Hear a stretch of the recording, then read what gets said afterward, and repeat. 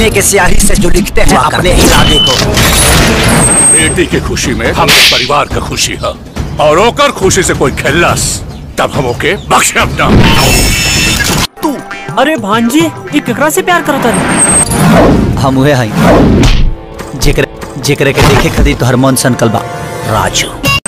हमार बेटी तोहरा के जीवन साथी चुन ले बाड़ी, और 15 दिन में अगर तू 15 लाख कमा के लिए तो हम अपन बेटिया का हाथ तोहरे हाथ पे दे दे।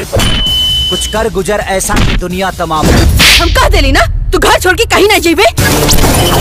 इतिहास दोबारा ना दोहराई, हम वादा कर देली ना तू घर छोड़ के कहीं ना जेबे। इतिहास दोबारा ना दोहराई, हम वादा करता।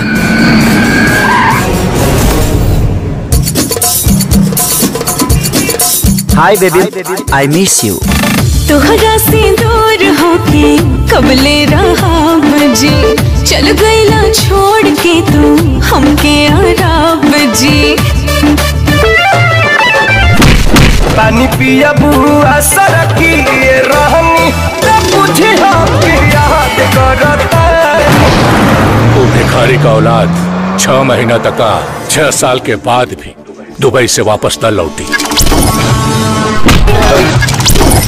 मेरी नजरों के सामने उस कमबख्त का पासपोर्ट चलाओ।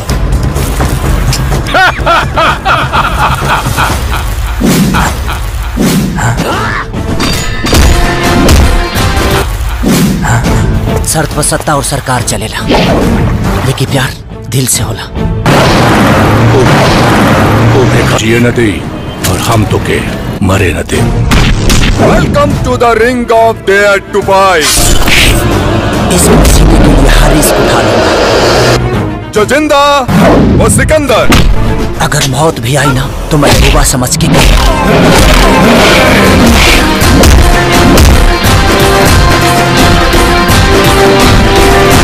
कसम है तेरे इंतजार का, इत्तेबार तेरा टूटने नहीं दूंगा। रिश्ता अपना जन्म जन्म का है, साथ तेरा छूटने नहीं दूंगा। नहीं दूंगा।